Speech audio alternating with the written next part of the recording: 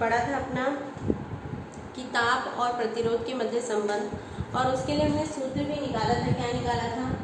RF is equals to R0 1 plus alpha delta T. ये सूत्र निकाला था हमने, जहाँ अल्फा क्या है? प्रतिरोध ताप गुणक कहलाता है, या प्रतिरोध का ताप गुणांक कहलाता है, या ऊष्मीय प्रतिरोध गुणांक भी कहलाता है। ये क्लियर? अब इसी को देखो बच्चों हम रो के फॉर्म में, क्योंकि आर और रो के मध्य कैसे संबंध होता है? समानुपातिक संबंध है। तो जिस प्रकार से आर आर और अल्फा के मध्य संबंध है, उसी प्रकार से रो और आर के मध्य भी संबंध होगा। तो हम इसको इस तरह से भी लिख सकते हैं कि rho f is equals to rho not 1 plus alpha delta t. लिख सकते हैं, नहीं लिख सकते हैं? क्लियर?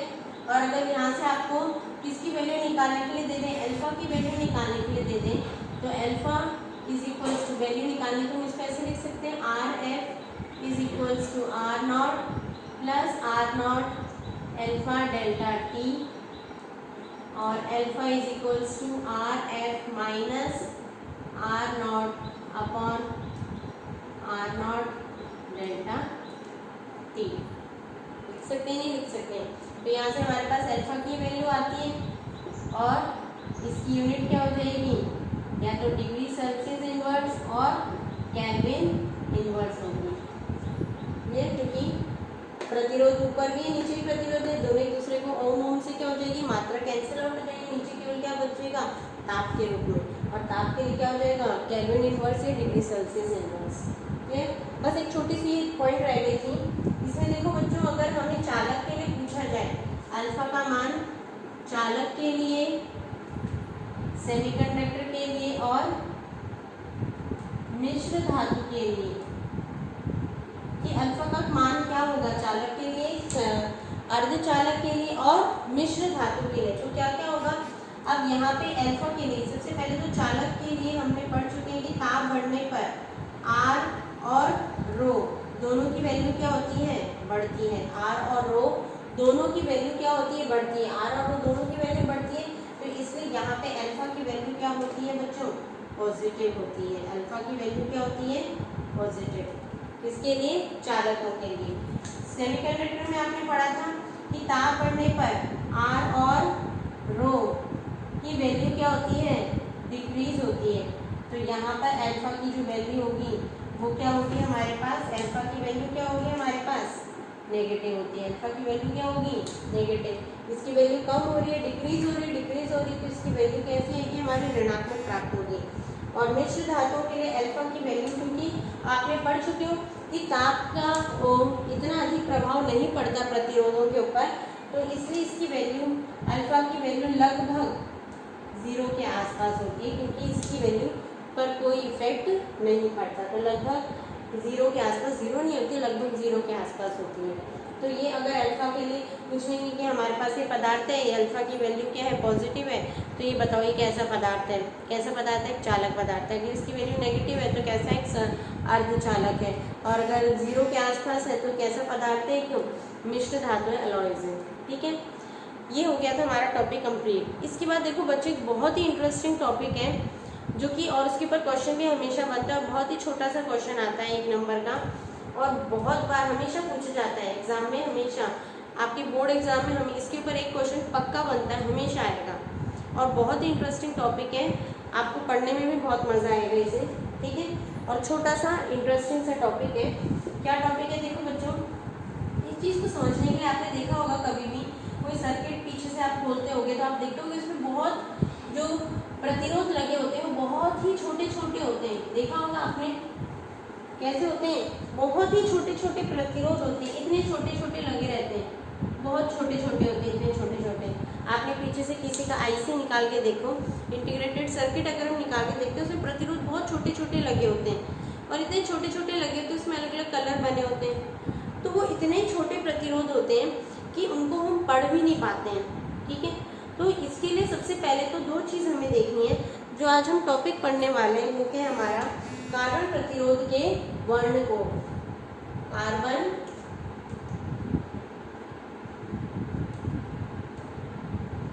प्रतिरोध के वर्ण कोड, बहुत ही अच्छा और important topic. Colour coding of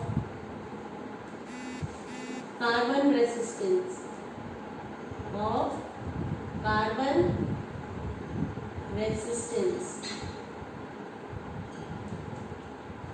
कि कार्बन रेसिस्टेंस के क्या देखना है, कलर कोड देखना है। अब क्या ये कलर कोड क्या है, क्यों इसे लिया गया, इसको समझने के लिए देखो बच्चों, सबसे पहले हम छोटे रूप में स्टार्ट करते हैं कि क्या है। देखो अब हमें यहाँ पर दो तरह के प्रतिरोध हमने पढ़ने हैं। कितने तरह के? दो प्रकार के प्रतिरोध। कितने प्रकार के प्रतिरोध हैं हमारे पास? दो प्रकार के प्रतिरोध हैं। एक तो होता है हमारा,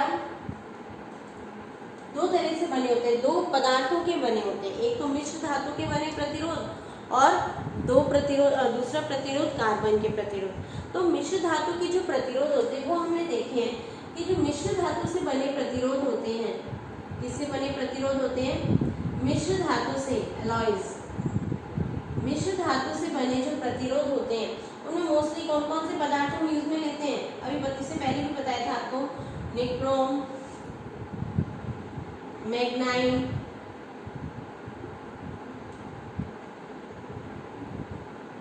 कॉन्स्टेंटन एक्सेट्रा। ये मोस्टली तीन एलॉयज मोस्टली यूज में लिए जाते हैं प्रतिरोध बनाने के लिए।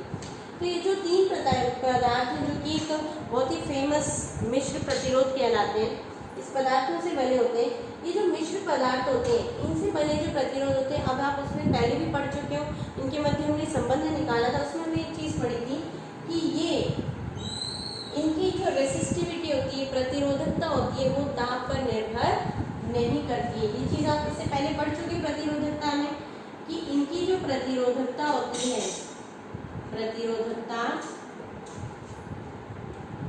ताप पर निर्भर नहीं करती है। किस पर निर्भर नहीं करती? ताप पर निर्भर नहीं करती। चाहे ताप को कम करें या बढ़ाएं, इनकी रेसिस्टिविटी क्या बनी रहती है? उतनी बनी रहती है, उसके ऊपर कोई प्रभाव नहीं पड़ता। क्योंकि ऐसे बहुत से चीज़ होते हैं कि हमें एक ऐसा मटेरियल चाहिए होता है कि हम क्या चाहते हैं कि हमारी रीडिंग में कोई फर्क ना पड़े, वहाँ से हम क्या करें, घुमाएं स्केल और हमारा केवल धारा में ही परिवर्तन हो। कि अगर उसका रेसिस्टेंस, तार का रेसिस्टेंस ऊपर नीचे होगा तो धारा भी ऊपर नीचे होगी। इट मीन्स हम चाहते हैं कि उसकी धारा में और पोटेंशियल डिफरेंस में ही क्या हो, विभवांतर में परिवर्तन हो, उसकी प्रतिरोधकता में परिवर्तन ना हो, ताकि हमारे पास पोटेंशियल डिफरेंस जैसे जैसे हम कम या ज़्यादा करते जाएं उसी हिसाब से हमारे पास धारा की करंट की रीडिंग लिखते जाएं। लेकिन जैसे जैसे करंट बढ़ेगा या तो उससे प्रतिरोध पर भी क्या होगा, प्रभाव पड़ेगा। प्रतिरोध भी क्या होगा, कम ज़्यादा होगा, तो करंट की रीडिंग भी क्या होगी, कम ज़्यादा आएगी। तो ऐसी कंडीशन पे कि हमें रीडिंग सही प्राप्त नहीं हो रही, बार बार वेरिएशन आ रहे हैं, तो इसमें हम ऐसे पदार्थ यूज में लेते हैं, कौन से, नाइक्रोम में, और ये कि हमारे पास इतने वेरिएशंस ना हो। क्लियर? और इतने वेरिएशंस ना हो या फिर बहुत ही बड़े बड़े हमें क्या लेने पड़ेंगे, तार लेने पड़ेंगे। हम क्या चाहते हैं कि उसका प्रतिरोध क्या हो, कम रहे। तो प्रतिरोध कम रहे तो हमें बहुत लंबे लंबे तार यूज में लेने पड़ेंगे, लेकिन वो उससे बहुत ज़्यादा क्या होता है, खर्चा होता है। क्लियर? कि हम चाहते हैं कि प्रतिरोध बढ़े ही ना, उसमें बहुत कम फर्क, बहुत कम अंतर देखने को मिले। कि हम लोग कब होगा, जब उसकी प्रतिरोध की लेंथ को हम क्या करते हैं, बढ़ा दें। अभी आप पढ़ चुके हैं कि R = ρ L अपॉन A। अगर लेंथ को आप जितना ज़्यादा क्या कर दोगे, बढ़ा दोगे, प्रतिरोध क्या हो जाएगा, उतना ही ज़्यादा हो जाएगा। प्रतिरोध क्या होगा, उतना ही ज़्यादा हो जाएगा, और हमारे पास क्या होगी, कम से कम धारा प्राप्त होगी। क्लियर? तो ऐसी स्थिति में बहुत लंबे लंबे तार यूज करने पड़ेंगे, जो कि पॉसिबल नहीं हो पाता या फिर वो बहुत ही एक्सपेंसिव होता है। तो ऐसी कंडीशन पे क्या बनाया गया, इसकी जगह मिश्र धातुओं की जगह क्या यूज में लिया गया, या इसकी एक लिमिटेशन क्या हो जाती है, इसकी लिमिटेशन क्या रहती है कि इसमें हम बहुत अधिक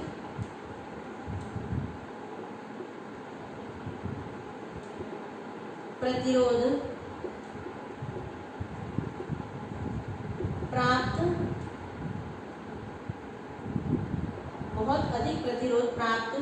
नहीं किया जा सकता है। इसमें प्रतिरोध बहुत अधिक प्राप्त नहीं कर सकते, और ये इसकी सबसे बड़ी लिमिटेशन है। या और दूसरा कि अगर हम बहुत अधिक प्रतिरोध प्राप्त भी करना है, बहुत अधिक प्रतिरोध अगर हमें प्राप्त भी करना है तो उसके लिए इसका आकार या तार कैसे लेने होंगे, तार बहुत बड़े लेने पड़ते हैं। कैसे लेने पड़ते हैं, बहुत ही बड़े लेने पड़ते हैं, जो कि क्या होता है, बहुत ही एक्सपेंसिव होता है, जो कि क्या होता है, बहुत ही एक्सपेंसिव, बहुत ही खर्चीला होता है। तो ये हमारे पास एक तरह से देखिए, एक तो ज़्यादा प्रतिरोध भी हमें प्राप्त नहीं हो रहा है इनसे, और अगर बहुत ज़्यादा प्रतिरोध प्राप्त करना चाहते हैं तो हमें बहुत लंबे लंबे तार लेने पड़ते हैं, जो कि संभव नहीं है, या फिर बहुत एक्सपेंसिव, बहुत खर्चीला होता है। तो इस चीज़ को दूर करने के लिए या इस बाधा से दूर होने के लिए कैसे प्रतिरोधों को यूज में लिया गया, कैसे प्रतिरोधों को यूज में लिया गया, कार्बन रेसिस्टर्स, कार्बन प्रतिरोधों को यूज में लिया गया है। किसको यूज में लिया गया, कार्बन से बने हुए प्रतिरोधों को यूज में लिया गया। अब कार्बन से बने हुए प्रतिरोधों को यूज में लिया गया तो ये ऐसे प्रतिरोध होते हैं जिनमें कि कार्बन क्या है, एक इसके द्वारा क्या देखा गया कि इसमें बहुत अधिक मात्रा में हम क्या कर सकते हैं, प्रतिरोध क्या कर सकते हैं, प्राप्त कर सकते हैं। तो आपको पता है कि कार्बन में वैलेंस इलेक्ट्रॉन कितने होते हैं, 4 होते हैं। तो जितना इसमें लेने की शक्ति होती है उतना ही देने की होती है। तो इट मीन्स इसलिए कार्बन को यहाँ पे एज अ प्रतिरोध यूज लिया गया है। तो इसकी सबसे बड़ी पॉइंट क्या है कि इसमें हम बहुत अधिक मात्रा में प्रतिरोध प्राप्त कर सकते हैं, बहुत अधिक प्रतिरोध प्राप्त किया जा सकता है इसमें। दूसरा कि इनका आकार बहुत छोटा होता है, कि बहुत अधिक प्रतिरोध को बहुत छोटे आकार में ही प्राप्त कर सकते हैं, आकार बहुत छोटा होता है। तो ये 2 इम्पोर्टेंट नेसेसरी पॉइंट है कि इसमें हम बहुत अधिक प्रतिरोध तो प्राप्त कर ही सकते हैं, और बहुत अधिक प्रतिरोध प्राप्त करने के लिए हमें बहुत बड़ा तार लेने की जरूरत है। बहुत छोटा सा रेसिस्टर ही, बहुत छोटा आकार ही लेते हैं हम, बहुत छोटे से आकार से ही हमें बहुत अधिक प्रतिरोध प्राप्त हो जाता है। क्लियर। तो यहाँ पे इसके 2 फायदे होने के कारण कार्बन रेसिस्टर बहुत अधिक मात्रा में यूज में लिया जाता है। क्लियर। तो यहाँ पर हमें देखना है कि जो कार्बन रेसिस्टर है वो कैसे यूज में लिया जाता है। आपने देखा होगा छोटे आईसीज निकाल के देखते हैं, उसमें बहुत छोटे छोटे इतने बहुत ही माइनर इतने छोटे छोटे रेसिस्टर लगे होते हैं, उसमें अलग अलग कलर बने होते हैं। और इन छोटे छोटे कार्बन रेसिस्टर में जो प्रतिरोध होते हैं उनको आसानी से क्या किया जा सकता है, वो प्रतिरोध इतने छोटे होते हैं आकार में कि उनको आसानी से लिखा या देखा नहीं जा सकता है। ये प्रतिरोध का आकार इतना छोटा होता है कि इन्हें आसानी से लिखा या देखा नहीं जा सकता है। इसीलिए इनको पढ़ने के लिए, इनको क्या करने के लिए, पढ़ने के लिए कौन सी पद्धति यूज में ली जाती है, कलर कोडिंग। कलर कोडिंग को क्या किया जाता है, यूज में लिया जाता है। तो सबसे इंपॉर्टेंट चीज कि कार्बन रेसिस्टर्स जो होते हैं वो उनका प्रतिरोध बहुत अधिक होता है, और इसके लिए इनका बहुत अधिक प्रतिरोध हमें बहुत बड़े आकार को प्राप्त करके ही प्राप्त नहीं होता, बहुत छोटे छोटे आकार के द्वारा ही बहुत अधिक प्रतिरोध हम प्राप्त कर लेते हैं। तो इनका दूसरी इसकी इम्पॉर्टेंट पॉइंट क्या होगा कि इनका आकार बहुत ही छोटा होता है। अब इनका आकार इतना छोटा होता है कि हम इसमें आसानी से प्रतिरोध देख ही नहीं पाते, ना पढ़ भी नहीं पाते कि कितना लिखा हुआ है। तो उसको देखने के लिए या पढ़ने के लिए क्या किया जाता है, कौन सी पद्धति यूज में की जाती है, कलर कोडिंग या फिर वर्ण कोडिंग या वर्ण कोड पद्धति यूज में ली जाती है। और उसी के आधार पर बताया जाता है कि हाँ भाई कितना ही छोटे से जितना ही ज़्यादा प्रतिरोध हो उसकी भी वैल्यू हम पता कर लेते हैं कि हाँ भाई इसकी वैल्यू ये है, इसमें जो प्रतिरोध लगा हुआ इतने ओम का लगा हुआ है। तो इसकी एक प्रक्रिया है, इसकी एक कोड बताया गया जो कि अब हम देखते हैं। क्लियर। अब इसका क्या कोड है, इसकी क्या प्रक्रिया है वो हम देखते हैं। वो किसके द्वारा देखी गई, कलर कोडिंग के द्वारा। मतलब हर एक को क्या दे दिया गया, कोड दे दिया गया, और अलग अलग कलर को अलग अलग कोड दे दिया गया, और उसी के आधार पर क्या बताया गया, किसी कितना ही ज़्यादा कम से कम प्रतिरोध हो या अधिक से अधिक प्रतिरोध हो उसकी वैल्यू हम पता कर सकते हैं। ठीक है। तो इन्होंने क्या माना कि छोटा सा रेसिस्टर है, अब इस रेसिस्टर में कितनी होते हैं बैंड, ये कितनी वलयाकार पट्टियां बनी होती हैं, 4 वलयाकार पट्टियां बनी होती हैं। कितनी पट्टियां बनी होती हैं, 4 वलयाकार पट्टियां बनी होती हैं। ये क्या है, हमारे पास एक कार्बन रेसिस्टर है, इसमें 4 वलयाकार पट्टियां बनी हुई हैं। और ये 4 वलयाकार पट्टियां क्या बताती हैं, किसको व्यक्त करती हैं, ठीक है, फर्स्ट, सेकेंड, थर्ड और फोर्थ, इन 4 वलयाकार क्या बनी होती हैं, पट्टियां बनी होती हैं इसमें, या हम कह सकते हैं इनको बैंड्स। क्या बने होते हैं इसमें, 4 बैंड्स बने होते हैं, क्लियर, ये कार्बन रेसिस्टर में।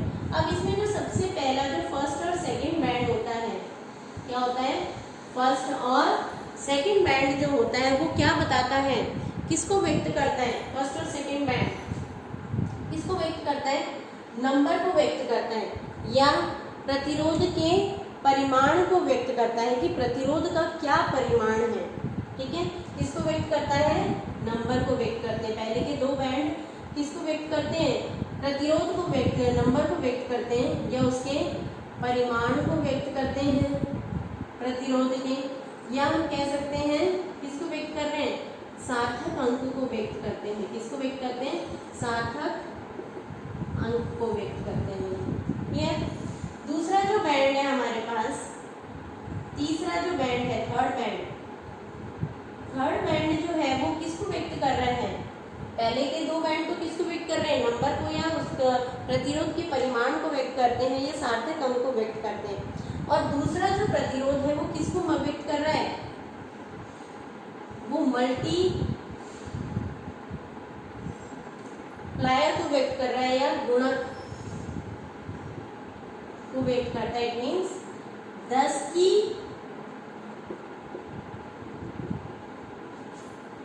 घात में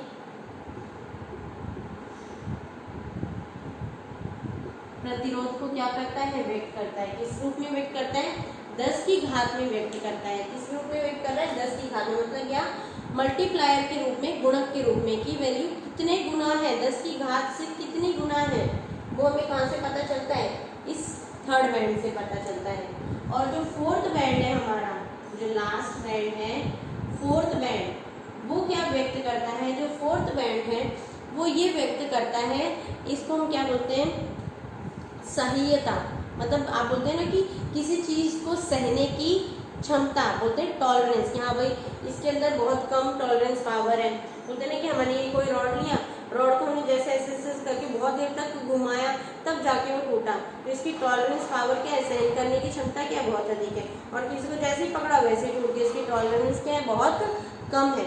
तो इसको, ये फोर्थ बैंड किसको व्यक्त करता है, सह्यता को व्यक्त करता है, कि किस के अंदर कितनी सह्यता है, कितनी टॉलरेंस पावर है। और टॉलरेंस पावर से मतलब है कि जो दिया गया मान है, दिए गए मान में, दिए गए मान में प्रतिशत रूप में परिवर्तन को व्यक्त करता है। किसको व्यक्त कर रहा है, प्रतिशत रूप में परिवर्तन को व्यक्त करने को ही क्या कहते हैं हम, सह्यता या टॉलरेंस कहते हैं। क्या बोलते हैं इसे हम, सह्यता या टॉलरेंस। ठीक है, एक एक करके दोबारा देखते हैं। जो हमारे पास कार्बन रेसिस्टर है उसमें कितनी वलयाकार पट्टियां होती हैं, 4 वलयाकार पट्टियां होती हैं या बैंड्स होते हैं। पहला जो फर्स्ट और सेकंड बैंड है वो किसको व्यक्त कर रहा है, नंबर को व्यक्त कर रहा है, या प्रतिरोध के परिमाण को या सार्थक अंक को व्यक्त करता है। तीसरा जो बैंड है वो किसको व्यक्त कर रहा है, मल्टीप्लायर को व्यक्त कर रहा है या गुणक को व्यक्त कर रहा है कि ये 10 की घात का कितना गुना है।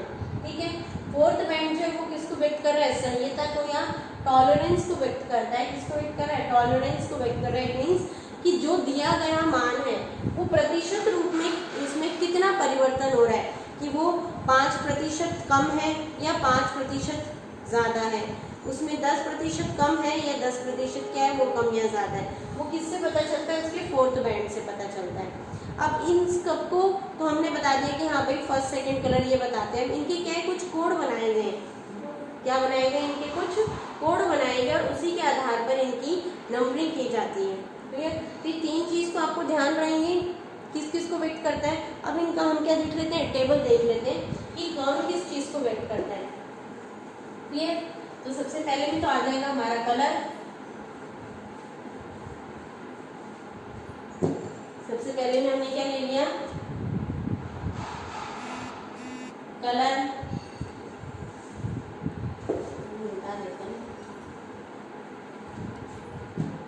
सबसे पहले में हमने ले लिया कलर।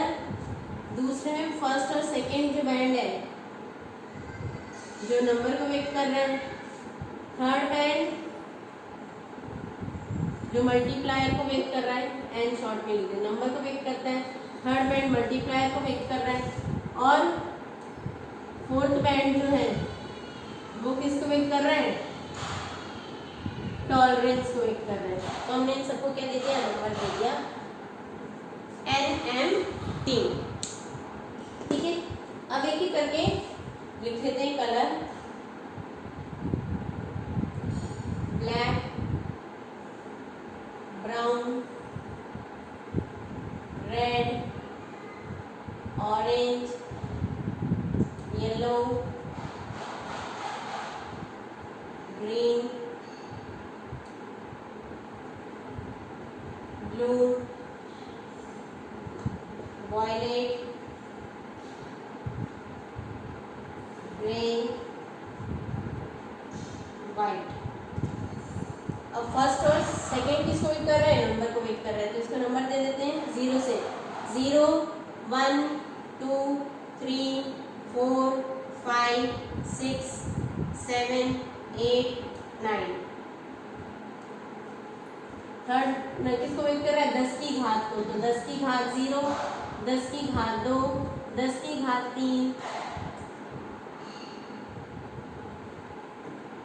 10 की घात 0, 10 की घात 1, 10 की घात 2, 3, 4, 5, 6, 7, 8, 9। और ये किसको वेट कर रहे हैं, प्रतिशत परिवर्तन कितना हो रहा है। और इसमें किसमें केवल कितने होते हैं, इसमें 2 ही कलर होते हैं। या तो क्या होगा, गोल्ड होता है, तो गोल्ड तो किसको वेट कर रहा है, ±5% परिवर्तन को वेट कर रहा है। और दूसरा होता है हमारे पास सिल्वर, जो किसको वेट कर रहा है, ±10%। और यह होगा कोई भी कलर नहीं होगा, नो कलर। तो नो कलर किसको वेट करता है, ±20% परिवर्तन को। क्लियर? तो ये बस कोड ध्यान रखने आपको। ब्लैक के लिए 0, ब्राउन के लिए 1, रेड के लिए 2, ऑरेंज के लिए 3, ब्राउन के लिए 4, ग्रीन के लिए 5, ब्लू के लिए 6, वायलेट के लिए 7, ग्रे के लिए 8 और वाइट के लिए 9। बस ये कोड याद रखना है आपको। 0, 1, 2, 3, 4, 5, 6, 8, 10 ऐसे तो याद रहेगा। 10 की घात भी याद रहेगा। गोल्ड के लिए 5%, सिल्वर के लिए 10% और नो कलर के लिए 20%। ये होता है कलर। अब इसमें देखो क्वेश्चन कैसे सॉल्व होगा आपका। देखो क्या क्वेश्चन आपको इस तरह से दे रखा है, ये आपका रेसिस्टर है। अब इसमें पहला तो आपको दे दिया रेड, दूसरा दे दिया ब्राउन, तीसरा दे दिया आपका, तीसरे में कलर दे दिया आपको ग्रे और चौथे में दे दिया गोल्ड। ये कलर दे रखा है कि पहले बैंड पे कलर रेड है, दूसरे पे कितना है, ब्राउन है, तीसरे पे कितना है, ग्रे है और चौथे पे दे रखा है आपको गोल्ड। ये 4 कलर दे रखे हैं। तो अब आपको पूछेगी कि इसका रेसिस्टर बताओ कि कार्बन रेसिस्टर पे टोटल रेजिस्टेंस कितना है। तो आपको सीधा देखना है, यहाँ पर आ जाएंगे कि क्या दे रखा है, रेड। रेड के लिए कौन सा कलर है, कौन सा नंबर है, 2, लिख दिया हमने 2। ब्राउन के लिए कितना नंबर है, 121। तो ये क्या हो गया, इसके परिमाण हो गया, सार्थक अंक हो गया। इनटू मल्टीप्लायर है तो बोला था हमने 10 की घात का कितना गुणक है, कितना गुना है, वो किससे व्यक्त हो रहा है, ग्रे से। अब ग्रे के लिए कितनी पावर दे रखी, 10 की घात 8, 10 to the power 8 लिख लिया हमने। अब क्या करना है हमें, गोल्ड किसको व्यक्त कर रहा है, परिवर्तन को। दिए गए मान में कितना परिवर्तन है, कम या ज्यादा कुछ भी हो सकता है, ±5%। तो ये क्या है हमारे पास टोटल रेजिस्टेंस। तो कितना ज्यादा रेजिस्टेंस है 21 इंटू 10⁸ प्लस माइनस 5%, मतलब कि इतने ज्यादा रेजिस्टेंस को भी आप सीधा इसके कलर कोड से हमने क्या कर लिया, पता कर लिया। चाहे कैसा भी रेजिस्टेंस हो आपके पास, अगर आपको दे रखा होता है यहाँ पे रेड की जगह चाहे कैसा भी कलर दे रखा होता आपको, यहाँ पे आपको क्या दे रखा होता, ग्रीन दे रखा होता, यहाँ ब्लू दे रखा होता, यहाँ पे ब्लैक दे रखा होता, यहाँ पे सिल्वर दे रखा होता, तो क्या होता, ग्रीन के लिए क्या है हमारे पास 5, ब्लू के लिए क्या है 6, ब्लैक के लिए 10⁻0 और प्लस माइनस 10%। इस तरह से चाहे कैसा भी कितना भी बड़ा रेजिस्टेंस हो हम इससे निकाल सकते हैं। अब देखो बच्चों, आप यही देख रहे होगे कि ये सारे कलर हम याद कैसे करेंगे, यहाँ से ये तो याद रह लेंगे हमें। अब कलर कैसे याद रहेंगे, इसकी क्या है बच्चों एक ट्रिक है, वो ट्रिक याद रखनी है आपको, एग्जाम में आ जाए। हमने भी वही ट्रिक याद कितने सालों से वही ट्रिक चलती आ रही है, वो ट्रिक याद रखनी है आपको। और इस ट्रिक को हम कैसे मेक करते हैं, क्या है ये trick, B B Roy great Britain, B B Roy great Britain has B B Roy of Great Britain, Great Britain has a very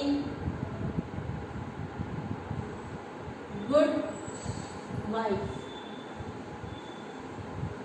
देखने में आपको हंसी आ रही होगी, क्या है ये, क्या है देखो बच्चों, ये ट्रिक है और कुछ नहीं।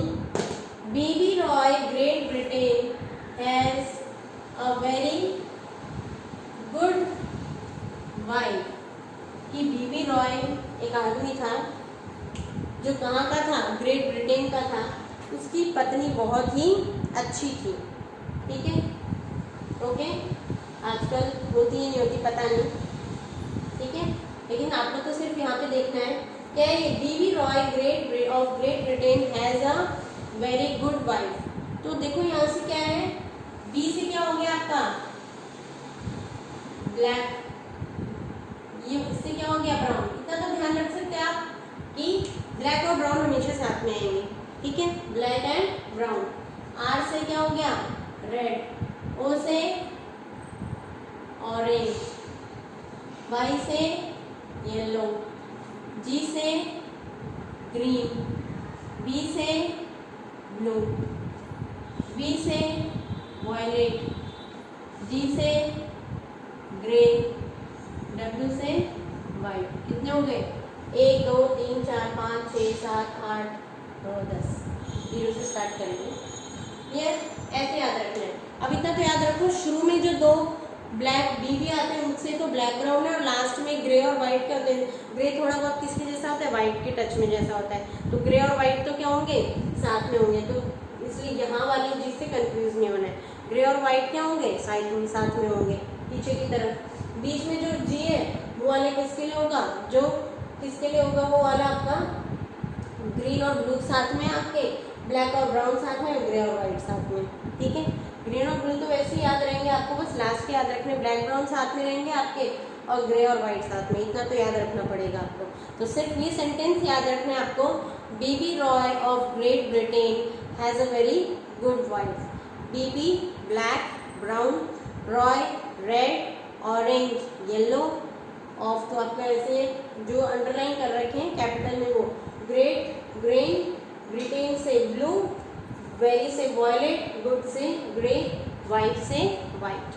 बस ये सेंटेंस याद रखो, कोई भी चाहे आपके पास कैसा भी कलर कोड दे दिया जाए, फटाफट से सेंटेंस के थ्रू सारे कलर लिखो और कलर के थ्रू 0 1 2 3 लगा दो, फटाफट से आपका आंसर आ जाएगा। और ये क्वेश्चन बच्चों पक्का आता है, पक्का पूछा जाता है हमेशा, एक क्वेश्चन तो इसमें पक्का है। अगर ये आपने अच्छे से याद कर लिया, जो आपकी कैसे भी बाद में कॉम्पिटिटिव एग्जाम भी हो उसमें ऐसा क्वेश्चन पक्का आता है, पूछा जाता है, चाहे आपका बोर्ड एग्जाम हो या कोई कॉम्पिटिटिव एग्जाम हो, ये क्वेश्चन हमेशा आता है। क्योंकि बहुत से बच्चे इसी में कंफ्यूज हो जाते हैं, और जिसने एक बार इसे सेट कर लिया दिमाग में, उसका आंसर तो कभी गलत नहीं होने वाला। और जिन बच्चों को कन्फ्यूजन रहता है वो तो हमेशा ही रहेगा कन्फ्यूजन, इसलिए क्वेश्चन हमेशा पूछा जाता है कलर कोडिंग का। है ना इंटरेस्टिंग टॉपिक, है भी छोटा सा टॉपिक, एकदम इंटरेस्टिंग टॉपिक है। बस कलर कोड याद रखना है और आंसर निकालना है, चाहे कितना भी बड़े से बड़ा आपके पास रेजिस्टेंस आता है, उसकी वैल्यू हम कलर कोडिंग से निकाल सकते हैं। ओके बच्चों, ये हो गया आपका टॉपिक कंप्लीट। इसके बाद देखेंगे हम नेक्स्ट टॉपिक अपने नेक्स्ट लेक्चर में। ओके।